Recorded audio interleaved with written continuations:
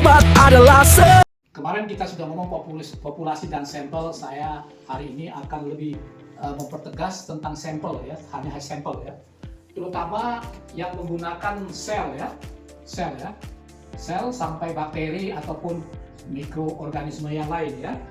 Jadi contoh kalau bakteri atau mikroorganisme yang lain, kita mesti kasih tahu namanya ATCC number ya. Jadi ini American ya, type, ini collection ya, collection culture nomor berapa gitu ya. Jadi American type collection culture atau ATCC number. Jadi ada nomornya nanti ya. Di sini ada nomor itu ya. Ini ya.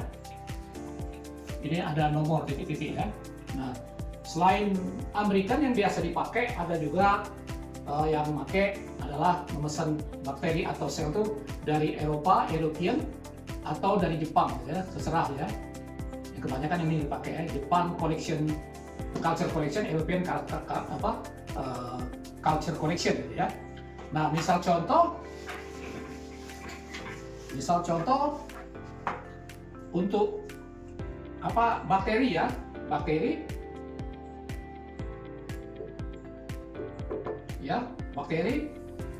E. coli gitu ya.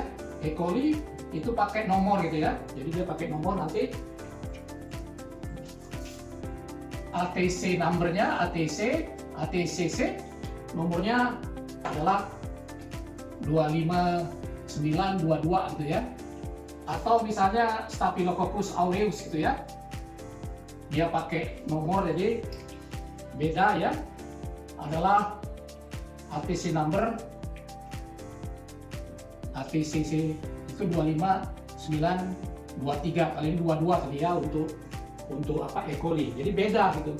Nah, ini untuk menyatakan istilahnya standarisasi yang sudah dipakai oleh pihak Amerika gitu ya. Standarisasi yang berlaku di dunia gitu ya. Nah, begitu juga kalau kita memesan sel gitu ya. Yang sel ya.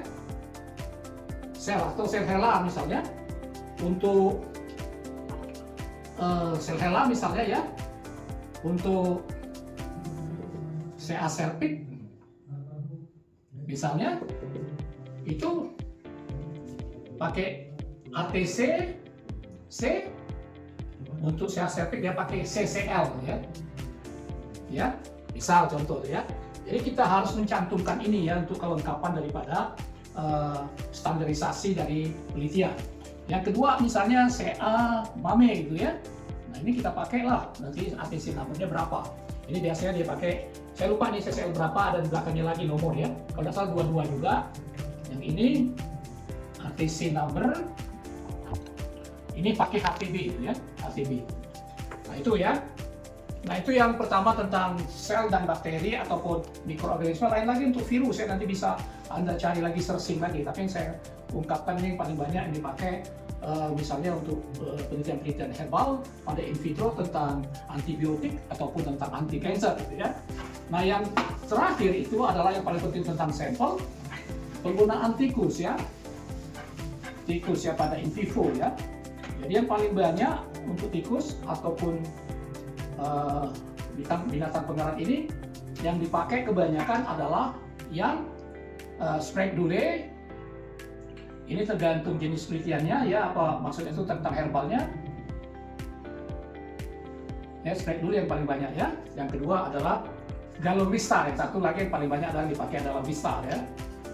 Satu Sprague-Dulé dan satu lagi Galovistar gitu ya.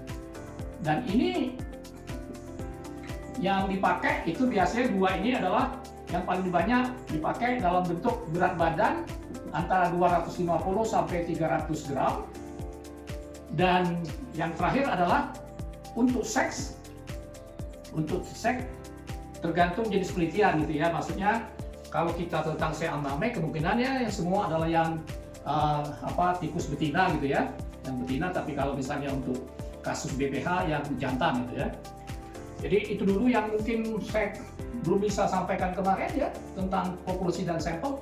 Ini yang kekhususan terutama untuk studi in vitro ya. Sampelnya adalah sel atau mikroorganisme ataupun pada in vivo penggunaan binatang. Kalau kelinci tidak ada spesifikasinya kayaknya ya, ataupun yang binatang besar yang lain juga kera, babi ataupun apa nggak ada spesifik.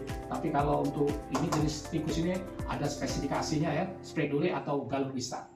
Itu dulu, mudah-mudahan pertama jelas ya supaya lebih melengkapi penelitian Anda untuk para mahasiswa ataupun sejawat sekalian. Terima kasih telah menonton, silakan subscribe, like, and share. Ciao.